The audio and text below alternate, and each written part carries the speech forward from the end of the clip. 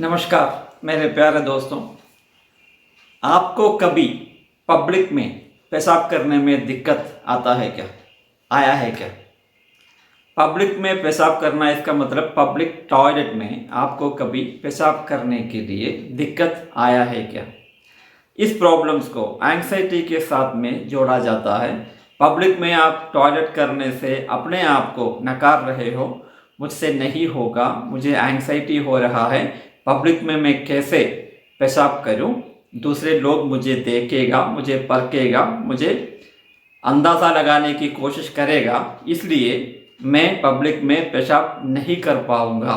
उसके वजह से आपको एंग्जाइटी होता है, फोबिया होता है। इस चीज़ को हम पायरोरेसिस बोलते हैं, या नहीं तो शाई ब्लैडर सिंड्रोम बोलते हैं। इस शाई ब्लैडर सिंड्रोम को कैसे सही कर सकते हैं, इस वीडियो में मेरा विषय ये है। अगर आप मुझसे टेलीफोन पे या वीडियो कॉल में बात करना चाहोगे, इस चैनल में मेंबर बन के ज्वाइन कीजिए, या नहीं तो मुझे एक ईमेल कीजिए। मेरा ईमेल आईडी डिस्क्रिप्शन में दिया हुआ है।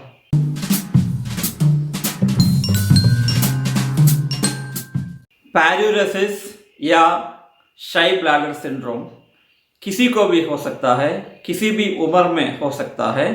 लड़का लड़की, औरत या मर्द, दोनों को हो सकता है, किसी भी एज में हो सकता है।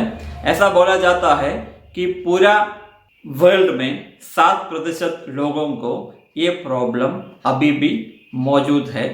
तो ये एक सामान्य प्रॉब्लम है, काफ़ी लोगों को आने वाला प्रॉब्लम है। इसको समझना सबसे ज़रूरी होता है।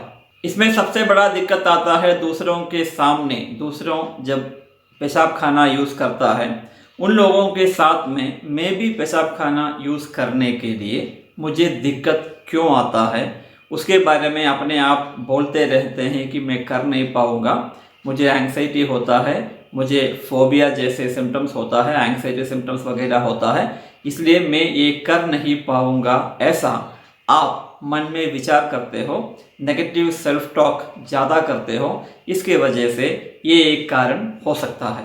कभी कभी ऐसा भी होता है कि आप अपना घर में भी शायद पेशाब नहीं कर पाओगे, क्योंकि आपके घर में कभी गेस्ट आता है, कभी दूसरे लोग अपना घर विजिट करने के लिए आते हैं, तो आपको दिक्कत पड़ता है कि वो मेरे बारे में क्या सोचेगा अगर मैं पेशाब करने के लिए चले जाऊँ। तो दूसरों के सामने जब पेशाब करने के लिए जाते हैं, ये स्पेशली मर्दों के लिए है, पब्लिक टॉयलेट में अगर दूसरों के सामने पेशाब करने जाते हैं, दूसरे लोग उधर खड़े हैं, तो नेचुरली ये जो आदमी है जिसको ये प्रॉब्लम है, वो देर लगाएगा, मैं जाऊं कि नहीं जाऊं, वेट करूं, तब तक ये टॉयलेट खाली होने तक मैं वेट करूं। खाली होने तक वेट करते करते ये अपने आप का एंग्जाइटी बढ़ाता रहेगा। अगर वो खाली नहीं हो रहा है, आप जानते हो ये पेशाब नहीं कर पाएगा, और उसके वजह से इसका एंग्जाइटी और टेंशन बढ़ेगा। इसके लिए कभी कभी ये पानी पीना भी कम कर देता है, कभी कभी पानी पीता ही नहीं, वो इसका टेंशन और बढ़ाता है।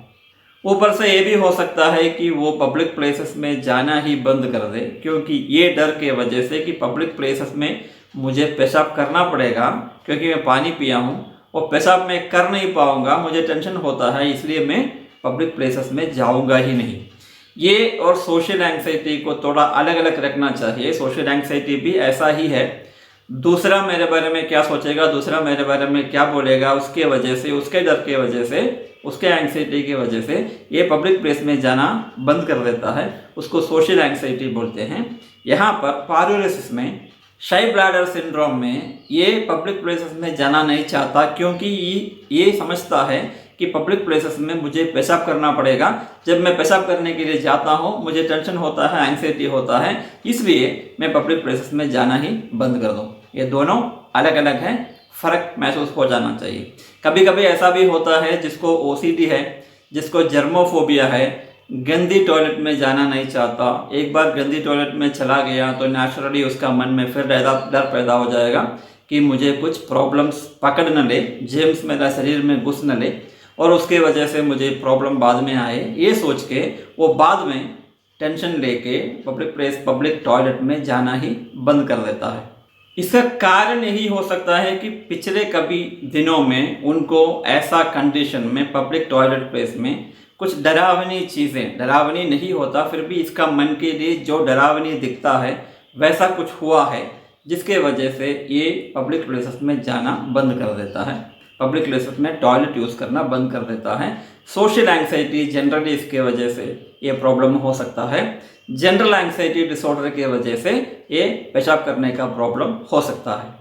इसका सिम्टम्स ही ऐसा है कि ये समझता है कि पब्लिक प्लेसेस में अगर मैं बाथरूम करूं, मैं पेशाब करूं, तो दूसरे लोग मेरे बारे में क्या सोचेगा, मेरा व्यवहार के बारे में क्या सोचेगा, कैसे मुझे परखेगा।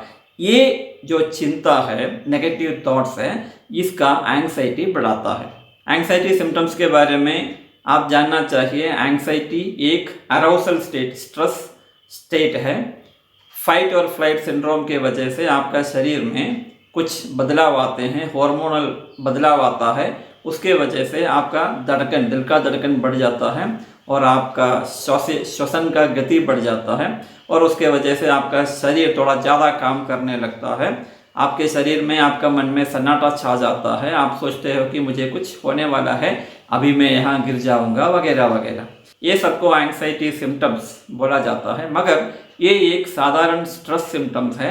एंग्जाइटी सिम्टम्स के वजह से आपका शरीर को या मन को कोई भी हानि नहीं पहुंचता, ये पक्का समझ लेना चाहिए। जब आप समझेंगे तब आपका ट्रीटमेंट शुरू होता है। फोबिया का सिम्टम्स भी थोड़ा सा एंग्जाइटी से थोड़ा सा बढ़कर है।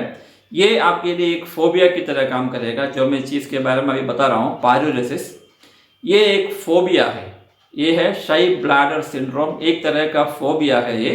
आप डर के वजह से, एंग्जाइटी सिम्टम्स को डरने के वजह से, दूसरे लोग मेरे बारे में क्या सोचेगा इसके वजह से अपने आप को पब्लिक प्लेसेस में जाने से, पब्लिक बाथरूम इस्तेमाल करने से अपने आप को रोकते हो। उस साहचर्य के बारे में, सिचुएशन के बारे में जब आप सोचोगे तभी आपका मन में सन्नाटा छा जाता है, एंग्जाइटी सिम्टम्स आना शुरू कर देता है। ये इसका सिम्टम है, एक फोबिया है ये। तो फोबिया का सिम्टम्स एंग्जाइटी से थोड़ा सा आगे बढ़ के है। एंग्जाइटी और फोबिया के लिए ट्रीटमेंट के लिए सबसे बड़ी बात है एंग्जाइटी और फोबिया के बारे में ठीक से समझ लेना। ये आपका शरीर के लिए, मन के लिए कभी भी हानिकारक नहीं होता। सिम्टम्स को डरना छोड़ देंगे तो आपका इलाज भी वहीं से शुरू होता है। सबसे पहले हम आपको बताएंगे रिलैक्सेशन टेक्निक्स के बारे में, क्योंकि अगर आप मन और तन को रिलैक्स करना सीख लेंगे तो साहचर्य को, पब्लिक प्लेस में टॉयलेट जाने का वो जो सिचुएशन है उसको फेस करने के लिए आपका शरीर कभी एंग्जाइटी सिम्टम्स हद से ज़्यादा बढ़ा के नहीं दिखाता। इसलिए आप सुबह शाम रिलैक्सेशन, ब्रीथिंग मेडिटेशन या नहीं तो माइंडफुलनेस मेडिटेशन ज़रूर कीजिएगा। साथ में शारीरिक व्यायाम का भी मैं कुछ ज़्यादा ही दबाव दूंगा। शारीरिक व्यायाम आपको करना है, क्योंकि रिलैक्सेशन के साथ में शारीरिक व्यायाम होगा तो नेचुरली आपका तन और मन का शेषी बढ़ जाता है। मन जितना अच्छा काम करना चाहिए, मतलब आपका ब्रेन में जितना केमिकल्स पैदा होना चाहिए, बनना चाहिए, वो केमिकल्स अच्छी तरह से बनना शुरू कर देता है। इसकी वजह से आपका एंग्जाइटी ऑटोमेटिकली कम हो सकता है। एक्सरसाइज और आपका शरीर में एंडोर्फिन्स बढ़ाता है। ये एंडोर्फिन बढ़ने से आपको अच्छा लगता है। जब अच्छा लगेगा, अच्छा मूड बनेगा तो एंग्जाइटी कम होता है। Graded desensitization, graded exposure therapy या डिसेंसिटाइजेशन थेरेपी, इसमें स्लोली आपको पेशाब खाने में अपने आप को जाते हुए मन में इमेजिन करना चाहिए, खुश होते हुए, बिना एंग्जाइटी का उधर जाते हुए इमेजिन करना चाहिए। कंटिन्यूसली थोड़े दिन ऐसे ही इमेजिन करते रहोगे। मेडिटेशन के बाद स्लोली आपको उस जगह पे जाने का हिम्मत आ जाएगा। दूसरों के साथ में पहले जाएंगे, उसके बाद स्लोली बिना कोई रहे अकेले जाएंगे। अगर एक आदमी है तो भी हिम्मत लगा के जाएंगे। यहाँ पर मैं आपको पहले जो बताया था नेगेटिव सेल्फ टॉक, यहाँ पर आपको करना चाहिए पॉजिटिव सेल्फ टॉक।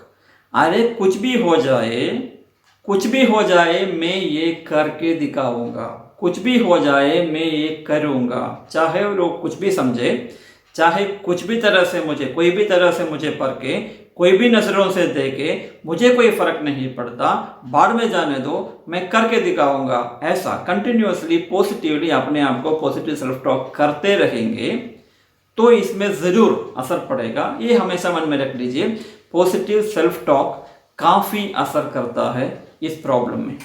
CBT तरीके हैं जहां पर आपका ये नेगेटिव सेल्फ टॉक को, नेगेटिव अंडरस्टैंडिंग को डॉक्टर समझता है, साइकोलॉजिस्ट समझता है और उसको स्लोली आपका पॉजिटिव सेल्फ टॉक में बदलता है, पॉजिटिव थॉट्स में, पॉजिटिव कॉग्निशन में बदलता है, ताकि थोड़ा टाइम लगेगा, मे बी 3 महीने से लेके 6 महीने तक टाइम ले सकता है, मगर आराम से आप ये प्रॉब्लम क्योर कर सकते हो CBT के द्वारा।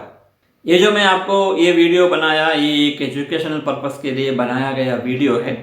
इसको देख के आप कभी भी अपना प्रॉब्लम को डायग्नोस करने की हिम्मत मत कीजिए और अपने आप ट्रीटमेंट करने की हिम्मत मत कीजिए। कोई भी प्रॉब्लम हो आप डॉक्टर को दिखाइए, साइकियाट्रिस्ट को दिखाइए, साइकोलॉजिस्ट को दिखाइए, ताकि डायग्नोसिस ठीक से हो सके। जब डायग्नोसिस ठीक से होगा, उसी जगह से आपका ट्रीटमेंट भी अच्छा होना शुरू कर देगा।